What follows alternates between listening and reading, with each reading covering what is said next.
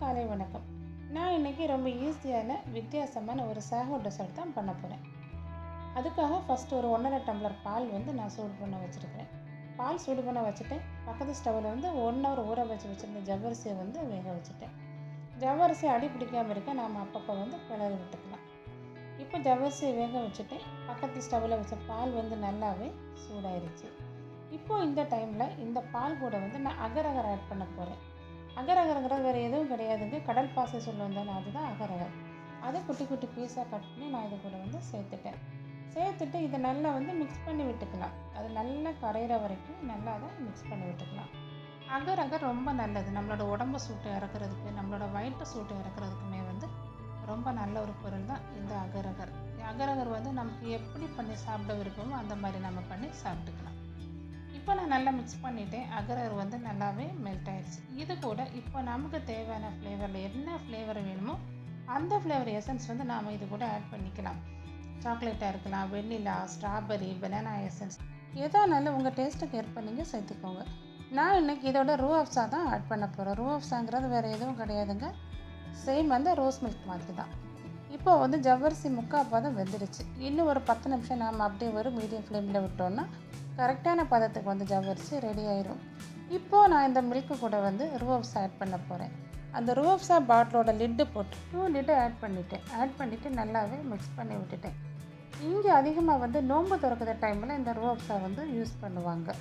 அவங்களுக்கு அந்த டைமில் ரொம்ப கூலிங்காக இருக்கும் வயிற்றுக்கு. இதை மிக்ஸ் பண்ணி சாப்பிட்ற டைமில் நல்லாயிருக்கும், அதுக்காக இதை யூஸ் பண்ணுவாங்க. எங்கள் வீட்டில் எல்லாருக்குமே இந்த ஃப்ளேவர் பிடிக்கும், அதனால் நான் இன்றைக்கி இதை தான் சேர்த்துருக்கேன். இதை நல்லா மிக்ஸ் பண்ணதுக்கப்புறமா நாம் இதை ஃபில்ட்ரு பண்ணி ஒரு பாத்திரத்தில் மாற்றிட்டு இதை நல்லா சூடாகிறதுக்கப்புறம் நாம் இதை ஃப்ரிட்ஜில் சேர்த்து ஒரு 1 ஹவர் விடலாம். விடுற டைமில் இது ஒரு ஜெல்லி பதத்துக்கு ரெடி ஆயிரும். நான் இப்போ அதை பிளேட்டில் மாற்றிக்கிட்டு சூடார வச்சுட்டேன். இப்போ இந்த பக்கம் ஜவ்வரிசி கரெக்டான பதத்துக்கு ரெடி ஆயிடுச்சு. இதை அப்படியே ஸ்டவ் ஆஃப் பண்ணி லிட்டு போட்டு நம்ம சூடாடுறதுக்காக ஓரமாக வச்சுட்டேன். நான் இப்போ இன்னொரு ஃப்ளேவரில் ஜெல்லி ரெடி பண்ண போகிறேன். உங்களுக்கு எந்த ஃப்ளேவர் வேணுமோ அந்த ஃப்ளேவரில் நீங்கள் ரெடி பண்ணிக்கோங்க. அதுக்காக 1 டம்ளர் தண்ணியை பாயில் பண்ண வச்சுட்டு இன்னொரு பாத்திரத்தில் சேர்த்துட்டு அது கூட நான் ஆரஞ்சு ஃப்ளேவர் ஜெல்லி பவுடரை சேர்த்துட்டு அதை நல்லா அந்த சுகர் கரையிற வரைக்கும் மிக்ஸ் பண்ணி விட்டுடலாம்.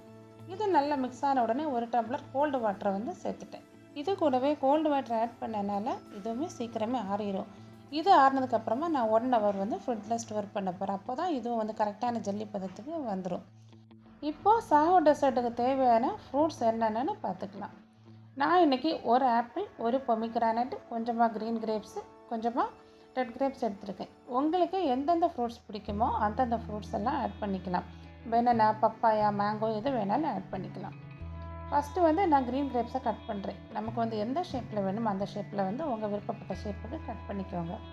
நான் க்ரீன் கிரேப்ஸையும் ரெட் கிரேப்ஸையுமே ரவுண்டு ஷேப்பில் கட் பண்ணிட்டேன். கட் பண்ணதுக்கப்புறமா ஒரு ஃபுல் பொமிக்ரானட் எடுத்துட்டேன். ஒரு ஆப்பிளையுமே நான் குட்டி குட்டி பீஸாக கட் பண்ணி எடுத்தாச்சு. குட்டீஸ்லேருந்து பெரியவங்க வரைக்கும் இந்த சாகோ டெசர்ட்டை விரும்பி சாப்பிடுவாங்க. அதனால் குட்டீஸுக்கு எந்தெந்த ஃப்ரூட்ஸ் பிடிக்குமோ அந்தந்த ஃப்ரூட்ஸ் ஆட் பண்ணிக்கலாம். நான் இப்போ எல்லா ஃப்ரூட்ஸையும் கட் பண்ணி எடுத்துட்டேன். இப்போது சாகோ டெசர்ட் எப்படி ரெடி பண்ணுறதுங்கள பார்க்கலாம். ஒரு பவுல் எடுத்து கட் பண்ணி வச்சுருக்க ஃப்ரூட்ஸ் எல்லாமே அந்த பவுலில் சேர்த்துக்கிறேன். இப்போது சேர்த்ததுக்கப்புறமா இது கூடவே ஆல்ரெடி வேக வச்சு ஆற வச்சுருக்க சாகோ சீட்ஸை இதை கூட ஆட் பண்ணலாம். எங்கள் வீட்டில் சாகோ சீட்ஸ் எல்லாருக்குமே ரொம்ப பிடிக்கும், அதனால் நான் நிறைய சாகோ சீட்ஸ் ஆட் பண்ணியிருக்கேன். நீங்கள் உங்களோட விருப்பத்துக்கு ஏற்ப ஆட் பண்ணலாம். அதிகமாக வேணும்னா அதிகமாக ஆட் பண்ணிக்கோங்க, கம்மியாக வேணும்னா கம்மியாக ஆட் பண்ணிக்கோங்க. இப்போ இது கூட நம்ம ஆல்ரெடி ஃப்ரிட்ஜில் ஸ்டோர் பண்ணி வச்சுருந்த ஜெல்லி ஜெல்லி பதத்துக்கு ரெடி ஆகிடுச்சு. இதை இது கூட ஆட் பண்ணிக்கலாம். இதை ஆட் பண்ணதுக்கப்புறமா ஸ்வீட்டுக்கு சுகர் வேணும்னா சுகர் ஆட் பண்ணிக்கோங்க. நல்ல டேஸ்டியாக இருக்கணும்னா கண்டென்ஸ்ட் மில்க் ஆட் பண்ணிக்கலாம். கண்டென்ஸ்ட் மில்க் விருப்பம் இல்லாதவங்க கஸ்டர்ட் பவுடரை வாங்கி மில்கில் மிக்ஸ் பண்ணி கூட இதை கூட சேர்த்துக்கலாம். நான் இன்றைக்கி இது கூட கண்டென்ஸ்ட் மில்க் தான் சேர்த்துருக்கேன். நீங்கள் உங்களோட தேவைக்கு ஏற்ப சேர்த்துக்கோங்க. அப்புறமா ஆல்ரெடி நான் பாயில் பண்ணி ஆற வச்சுருக்கேன் மில்கை ஆட் பண்ணிவிட்டேன். மில்க் வேணும்னவங்க மில்க்கை ஆட் பண்ணிக்கலாம், இல்லைனா கோகனட் மில்க் வேணும்னவங்க கோகனட் மில்க்கை கூட ஆட் பண்ணிக்கலாம். எங்கள் வீட்டில் ஃப்ரெஷ் மில்க்கை விட கோகனட் மில்க்கு தான் எல்லாருக்கும் ரொம்ப பிடிக்கும். ஆனால் நான் இன்றைக்கி ஃப்ரெஷ் மில்க்கை தான் ஆட் பண்ணியிருக்கேன். நீங்கள் உங்களோட டேஸ்ட்டுக்கு ஏற்ப சேர்த்துக்கோங்க.